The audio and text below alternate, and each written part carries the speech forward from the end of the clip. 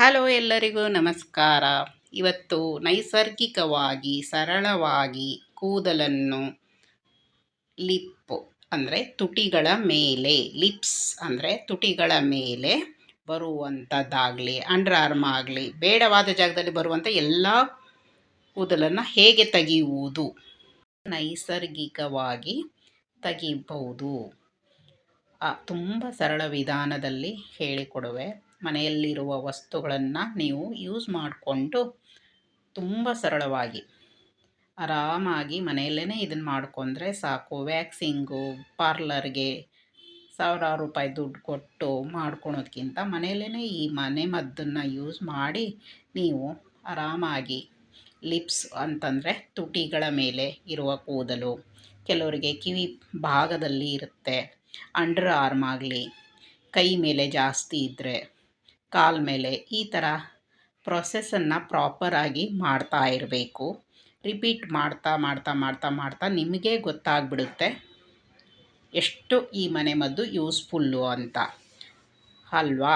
ಈಗ ಒಂದು ಸರಿ ಪಾರ್ಲರ್ಗೆ ಹೋಗಿ ನೀವು ಬಿಟ್ಬಿಡ್ತೀರಾ? ಇಲ್ಲ ಅಲ್ವಾ. ಪದೇ ಪದೇ ಪದೇ ಗ್ಲೋಯಿಂಗ್ ಸ್ಕಿನ್ಗಾಗಲಿ, ಹೇರ್ ರಿಮೂವಲ್ ಆಗಿ ಬರ್ತಾನೆ ಇರುತ್ತೆ. ಅದು ಕೆಲವರು ಸ್ಕಿನ್ ಮೇಲೆ ಡಿಪೆಂಡ್ ಇರುತ್ತೆ. ಕೆಲವರು ಸ್ಕಿನ್ ತುಂಬ ಹೇರ್ಸ್ ಗ್ರೋತ್ ಜಾಸ್ತಿ ಇರುತ್ತೆ, ಕೆಲವರಿಗೆ ಕಮ್ಮಿ ಇರುತ್ತೆ. ಕಮ್ಮಿ ಇದ್ದವರಿಗೆ ಬೇಗ ಇದು ಮನೆಮದ್ದು ತುಂಬಾ ಯೂಸ್ಫುಲ್ಲು. ಎಲ್ರಿಗೂ, ಪ್ರತಿಯೊಬ್ಬರಿಗೂ. ಕೆಲವರು ಕೇಳ್ತಾರೆ ಸೈಡ್ ಇಫೆಕ್ಟ್ ಆಗಲ್ವಾ? ಸೈಡ್ ಇಫೆಕ್ಟ್ ಆಗಲ್ಲ. ಮಾಡೋ ಪ್ರೊಸೆಸನ್ನು, ಮಾಡೋ ವಿಧಾನ ನಾವು ಪ್ರಾಪರಾಗಿ ಮಾಡಿದರೆ ಯಾವುದೇ ಪ್ರಾಬ್ಲಮ್ಸು, ಯಾವುದೇ ಸೈಡ್ ಎಫೆಕ್ಟ್ಸ್ ಇಲ್ಲ. ಯಾಕಂದರೆ ನಾವು ಕೆಮಿಕಲ್ ಯೂಸ್ ಮಾಡೋದೇ ಇಲ್ಲಲ್ವಾ. ಅದಕ್ಕೋಸ್ಕರ ನಾನು ಹೇಳ್ತಾ ಇರೋದು ಈ ಮನೆಮದ್ದನ್ನು ಹೇಗೆ ಮಾಡೋದು, ಏನೆಲ್ಲ ಸಾಮಗ್ರಿಗಳು ಬೇಕು ಅನ್ನೋದನ್ನು ಪ್ರತಿಯೊಂದೂ ಇಂಚು ಇಂಚು. ನನಗೇನಂತಂದರೆ ಪ್ರಶ್ನೆಗೆ ನಿಮ್ಮ ಪ್ರಶ್ನೆಗಳು ಇಷ್ಟೊಂದು ಉತ್ತರಕ್ಕೆ ಕೊಡಲಿಕ್ಕೆ ಕೆಲವೊಂದು ಸರಿ ಆಗಲ್ಲ. ಆದರೆ ಇದು ಸುಳ್ಳಲ್ಲ. ಸುಳ್ಳು ಮಾಹಿತಿ ಅದು ಇದು ಅಂತ ಅಂದವರು ಮಾಡಬೇಡಿ. ಸೊ ಯಾರಿಗೂ ಫೋರ್ಸ್ಫುಲ್ ಇಲ್ಲ. ಇದು ನ್ಯಾಚುರಲ್ಲಾಗಿ ನಾವು ಮನೆಯಲ್ಲೇ ಮಾಡ್ಕೋಬಹುದಾದಂಥ ವ್ಯಾಕ್ಸಿಂಗ್ ಥರ. ಇದು ಸ್ಕಿನ್ನನ್ನು ಗ್ಲೋ ಕೊಡುತ್ತೆ, ಆಮೇಲೆ ಸ್ಕಿನ್ನಲ್ಲಿ ಇರುವ ಬೇಡವಾದ ಕೂದಲುಗಳು ಹೋಗುತ್ತೆ. ಸರಿ, ಸೊ ಇವಾಗ ನಮಗೆ ಬೇಕಾಗಿರೋ ಸಾಮಗ್ರಿ, ಮೇನ್ ಇಂಗ್ರೀಡಿಯೆಂಟ್ ನಮಗೆ ಲೆಮನ್ನು, ಲಿಂಬೆಹಣ್ಣು, ಸಕ್ಕರೆ ಮತ್ತು ಕಾಫಿನೂ ಕೆಲವರು ಕೇಳ್ತೀರಾ ಕಾಫಿ ಪೌಡರು ಬೇರೆದಾಗಲ್ವಾ ಅಂತ. ಫಿಲ್ಟರ್ ಕಾಫಿ ಯೂಸ್ ಮಾಡಿದಷ್ಟು ಒಳ್ಳೆಯದು ಅಂತ ನಾನು ಹೇಳ್ತಾ ಇದ್ದೀನಿ ನಿಮಗೆ. ಸೊ ನೀವು ಒಂದು ಪಾತ್ರೆಯಲ್ಲಿ, ಯಾವುದಾದ್ರೂ ಪಾತ್ರೆ ಯೂಸ್ ಮಾಡ್ಕೋಬೋದು. ಅದರಲ್ಲಿ ನಿಮಗೆ ನೀರು ಹಾಕಿ, ನಿಮಗೆ ಎಷ್ಟು ಪ್ರಮಾಣ ಬೇಕೋ ಅಷ್ಟು. ನಾನು ಇವಾಗ ನನಗೆ ಹೇರ್ಸ್ ಇಲ್ಲ, ಆದರೂ ಕೂಡ ನಿಮ್ಗೆ ತೋರಿಸ್ಕೋಗೋಸ್ಕರ ನಾನು ಜಸ್ಟ್ ಒಂದು 20 ml ಅಂದ್ಕೊಳ್ಳಿ ವಾಟ್ರ್ ಹಾಕಿದ್ದೀನಿ. ಆ ನೀರು ಸ್ವಲ್ಪ ಬಾಯ್ಲ್ ಅಂದರೆ ಬಿಸಿ ಆದ ತಕ್ಷಣ ನೀವು ಸಕ್ಕರೆಯನ್ನು ಹಾಕ್ಕೊಳ್ಳಿ. ನಮಗೆ ಬೇಕಾಗಿರೋ ಇಂಗ್ರೀಡಿಯೆಂಟ್ಸು ನಾನು ತೋರಿಸಿದೆ ನಿಮಗೆ. ಲೆಮನ್ನು, ಕಾಫಿ ಪೌಡರು, ಸುಗರು ಮತ್ತು ಗೋಧಿ ಹಿಟ್ಟು. ನೋಡಿದ್ರಲ್ವ, ಅಲ್ಲಿ ತೋರಿಸಿದ್ದೀನಿ ಗೋಧಿ ಹಿಟ್ಟು. ಆಮೇಲೆ ಮತ್ತೆ ಯಾವ್ಯಾವ, ಆಮೇಲೆ ನೆಕ್ಸ್ಟು ಏನೇನು ಹಾಕಬೇಕು ಅಂತ ನಾನು ಹೇಳ್ತಾ ಹೋಗ್ತೀನಿ ನಿಮಗೆ.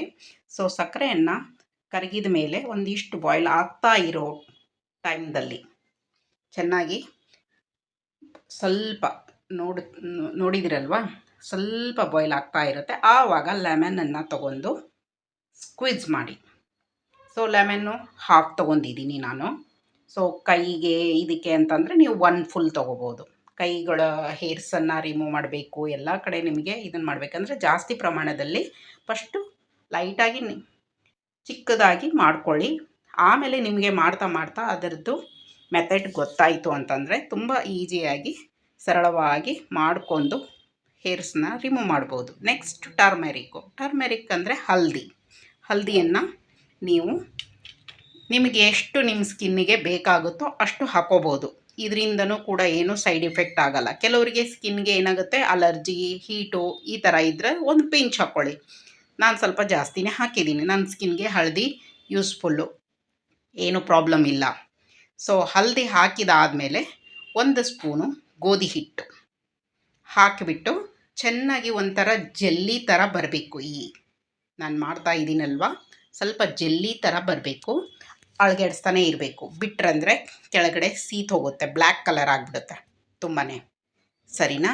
ಸೊ ಈ ಥರ ಸಣ್ಣ ಇದರಲ್ಲಿ ಇಡಬೇಕು. ಸ್ಟೋವನ್ನು ಗ್ಯಾಸ್ ಇದ್ದರೆ ಆಗಲಿ, ಸ್ಟೋವ್ ಆಗಲಿ, ನೀವು ಎಲ್ಲಿ ಯಾವ ಥರ ಇದ್ರ ಮೇಲೆ ಮಾಡ್ತಾ ಇದ್ದೀರಾ ಅಳಗಡಿಸ್ತಾನೆ ಇರಬೇಕು.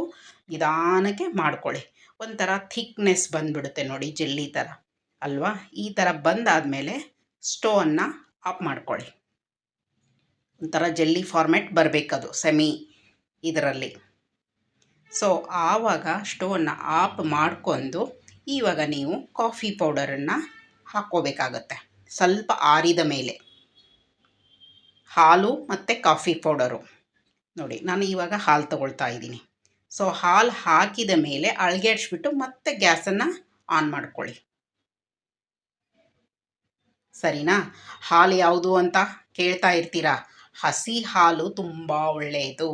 ಕಾಸಿ ಆರಿಸಿದ ಮೇಲೆ ಅದರಲ್ಲಿರೋ ಎಲ್ಲ ವಿಟಮಿನ್ಸು ಜಾಸ್ತಿ ಕಡಿಮೆ ಆಗುತ್ತೆ. ಅದಕ್ಕೋಸ್ಕರ ನಾನು ಹೇಳ್ತಾ ಇದ್ದೀನಿ, ಹಸಿ ಹಾಲನ್ನು ಆದಷ್ಟು ಮಟ್ಟಿಗೆ ನೀವು ಪ್ಯಾಕೆಟ್ ಹಾಲಾದರೂ ತೊಗೊಳ್ಳಿ, ಹಸು ಹಾಲಾದರೂ ತೊಗೊಳ್ಳಿ, ಆದರೆ ಹಸಿ ಹಾಲು ರಾ ಮಿಲ್ಕ್ ಅಂತ ಹೇಳ್ತೀವಿ, ಅದನ್ನು ತೊಗೊಂಡ್ಬಿಟ್ಟು ಮತ್ತೆ ಸ್ವಲ್ಪ ಬಿಸಿ ಮಾಡ್ಕೊಳ್ಳಿ. ಬಿಸಿ ಆದಮೇಲೆ ಮತ್ತೆ ಆಫ್ ಮಾಡಿ. ನೆಕ್ಸ್ಟ್ ಬ್ರೂ ಕಾಫಿ ನಾನು ತೊಗೊಳ್ತಾ ಇದ್ದೀನಿ. ಬ್ರೂ ಕಾಫಿ ಆಗಲಿ, ನೈಸ್ ಕಾಫಿ ಆಗಲಿ, ಸನ್ರೈಸ್ ಆಗಲಿ, ನಿಮ್ಗೆ ಯಾವುದೇ ಆದ್ರೂ ಫಿಲ್ಟ್ರು ಓರಿಜಿನಲ್ ಇರೋ ಕಾಫಿ ಪೌಡರ್ ಹಾಕೋದ್ರಿಂದ ತುಂಬ ಎಫೆಕ್ಟಿವ್ ಇರುತ್ತೆ. ಸೊ ನಾನು 1 ಸ್ಪೂನ್ ಹಾಕ್ಕೊಳ್ತಾ ಇದ್ದೀನಿ. ನಿಮಗೆ ಹಾಫ್ ಸ್ಪೂನ್ ಅಂದರೆ ಹಾಫ್ ಸ್ಪೂನ್ ಹಾಕ್ಕೋಬೋದು, ಇಲ್ಲ 2 ಸ್ಪೂನ್ ಆದ್ರೂ ಹಾಕ್ಕೋಬೋದು. ಅದರಲ್ಲಿ ಏನೂ ಪ್ರಾಬ್ಲಮ್ಸ್ ಇಲ್ಲ. ಸೊ ಹಾಕಿ ಎಲ್ಲ ಈ ಮಿಕ್ಸರನ್ನು ಚೆನ್ನಾಗಿ ಮಿಕ್ಸ್ ಮಾಡ್ಕೊಳ್ಳಿ. ಮಿಕ್ಸ್ ಮಾಡ್ಕೊಂಡ್ಮೇಲೆ ನೋಡಿ ಈ ಥರ ಬರುತ್ತೆ, ಒಂಥರ ಜೆಲ್ಲಿ ಫಾರ್ಮೆಟಲ್ಲಿ ಬರುತ್ತೆ. ಸ್ವಲ್ಪ ಆರಿದ ಮೇಲೆ, ಭಾಳ ಬಿಸಿ ಇರಬಾರ್ದು, ಭಾಳನೂ ಆರಬಾರ್ದು. ಆವಾಗ ಅದನ್ನು ತೆಗೆದುಕೊಂಡು ನಿಮ್ಮ ಎಲ್ಲಿ ತುಟಿಗಳ ಮೇಲೆ ಬೇಕು ಅಂದರೆ ತುಟಿಗಳ ಮೇಲೆ ಇದ್ದರೆ ತುಟಿಗಳ ಮೇಲೆ ಹಚ್ಕೊಳ್ಳಿ. ಯಾವಾಗಲೂ ಆಲ್ಮೋಸ್ಟ್ ಕೆಲವರಿಗೆ ತುಟಿ ಮೇಲೆ ಹೇರ್ಸ್ ಬರುತ್ತೆ, ಕಿವಿ ಪಕ್ಕದಲ್ಲಿ ಜಾಸ್ತಿ ಇರುತ್ತೆ, ಸ್ಕಿನ್ನಲ್ಲಿನೂ ಇರುತ್ತೆ, ಕೈ ಮೇಲೆ ಇರುತ್ತೆ. ನಿಮ್ಗೆ ಹೇಗೆ ಫಸ್ಟು ನೀವು ಅಪ್ಲೈ ಮಾಡ್ಕೊಳ್ಳಿ. ಆಮೇಲೆ ಕೆಲವರು ಡ್ರೈ ಸ್ಕಿನ್ ಇದೆ, ಡ್ರೈ ಸ್ಕಿನ್ ಇದ್ರಂದರೆ ಒಂದಿಷ್ಟು ಕೊಬ್ಬರಿ ಎಣ್ಣೆ ಹಾಕ್ಕೋಬೋದು ನೀವು. 1 ಡ್ರಾಪ್ 2 ಡ್ರಾಪ್ ಕೊಬ್ಬರಿ ಎಣ್ಣೆ ಬಿಡಿ, ಏನೂ ಪ್ರಾಬ್ಲಮ್ ಇಲ್ಲ. ಕೊಬ್ಬರಿ ಎಣ್ಣೆ ಇಲ್ಲ, ಆಲಿವ್ ಆಯಿಲು, ಆಲ್ಮಂಡ್ ಆಯಿಲು, ಯಾವುದು ಆಯಿಲ್ ಇರುತ್ತೋ ಇವು ತಲೆಗೆ ಹಚ್ಕೊಳೋ ಆಯಿಲ್ಸ್ಗಳನ್ನ ನೀವು ಹಾಕ್ಕೋಬೋದು. ಇಲ್ಲ ವಿಟಮಿನ್ ಇ ಕ್ಯಾಪ್ಸುಲ್ಲು ಅದನ್ನು ಹಾಕ್ಕೋಬೋದು, ಅದು ತುಂಬ ಒಳ್ಳೆಯದು. ಸರಿನಾ? ಸೊ ಹಚ್ಕೊಂಡು ಒಂದು 15 to 20 ಮಿನಿಟ್ಸ್ 15 to 20 ಮಿನಿಟ್ಸು ಬಿಡಬೇಕು. ಡ್ರೈ ಆಗಬೇಕು, ಸ್ಕಿನ್ನು ಟೈಟಾಗಿರುತ್ತೆ. ಮಾತಾಡಬಾರ್ದು, ಹಚ್ಚಿದ ಮೇಲೆ ನಾವು ಮಾತಾಡೋದ್ರಿಂದ ಕ್ರ್ಯಾಕ್ ಬರುತ್ತೆ. ಸೊ ಕ್ರ್ಯಾಕ್ ಬರಬಾರ್ದು, ಅದಕ್ಕೆ 10 to 15 ಅಟ್ಲೀಸ್ಟ್ ನೀವು ಟೈಮನ್ನು ಸ್ಪೆಂಡ್ ಮಾಡಬೇಕು. ಹಚ್ಚಿದ ಮೇಲೆ ಮಾತಾಡಲೇಬಾರ್ದು. ನಾನು ಅದಕ್ಕೆ ತೋರಿಸ್ತಾ ಇದ್ದೀನಿ, ನಾನು ಮಾತಾಡಿಲ್ಲ ಯಾಕಂದರೆ ವಿಡಿಯೋದಲ್ಲಿ ಬ್ಯಾಕ್ ವಾಯ್ಸ್ ನಾನು ಕೊಡ್ತಾ ಇದ್ದೀನಿ. ಯಾಕೆ ಅಂತಂದರೆ ಹಚ್ಚಿದ ಮೇಲೆ ಮಾತಾಡಬಾರ್ದು, ಅದು ಕ್ರ್ಯಾಕ್ ಬಂದುಬಿಡುತ್ತೆ. ಕ್ರ್ಯಾಕ್ ಬಂದರೆ ವರ್ಕೌಟ್ ಆಗಲ್ಲ. ಫಸ್ಟ್ ಸ್ಟಾರ್ಟಿಂಗು ಯಾವಾಗ್ಲೂ 10 to 15 ಮಿನಿಟ್ಸ್ ಹಚ್ಚಿ ಡ್ರೈ ಆದಮೇಲೆ ನಿಮ್ಮ ಮನೆಯಲ್ಲಿ ಕಾಟನ್ ಬಟ್ಟೆ ಇದ್ರೇನು ತೊಗೋಬೋದು, ಇಲ್ಲ ಟಿಶ್ಯೂ ಪೇಪರ್ ಆದ್ರೂ ತೊಗೊಂಡ್ಬಿಟ್ಟು ನೀವು ಅದನ್ನು ರಿಮೂವ್ ಮಾಡ್ಬೋದು. ಅಪ್ವರ್ಡ್ ಡೈರೆಕ್ಷನ್, ಯಾವಾಗ್ಲೂ ಮೇಲಿನಿಂದ ಕೆಳಗೆ ಬರಬೇಡಿ, ಕೆಳಗಿನಿಂದ ಮೇಲೆ ಎತ್ತಬೇಕು. ಬಟ್ಟೆ ಇರಲಿ, ಟಿಶ್ಯೂ ಇರಲಿ, ಏನೇ ಇರಲಿ. ಸರಿನಾ? ಈ ಥರ ಮಾಡಿ ರಿಪೀಟಾಗಿ. ನಾನು ಮೊದಲು ಹೇಳ್ತೀನಿ, ಏನು ವರ್ಕೌಟ್ ಆಗಿಲ್ಲ ಅದು ಇದು ಅಂತ ಏನು ಹೇಳ್ತಾರೆ, ಅದೆಲ್ಲ ನಾನು ಮಾಡ್ತಾ ಇದ್ದೀನಲ್ವ. ನನ್ನ ಹೇರ್ ಸ್ವಲ್ಪನೂ ಬಂದಿಲ್ಲ. ಮಾಡ್ತಾ ಇದ್ರಂದರೆ ಯಾವಾಗಲೂ ನೋಡಿ, ಒಂದು ಸರಿ ಮಾಡೋದು, ಮತ್ತೆ 15 ದಿವಸ ಬಿಟ್ಟು ಮಾಡೋದು, 1 ತಿಂಗಳು ಬಿಟ್ಟು ಮಾಡೋದು, ಅದೆಲ್ಲ ವರ್ಕೌಟ್ ಆಗಲ್ಲ.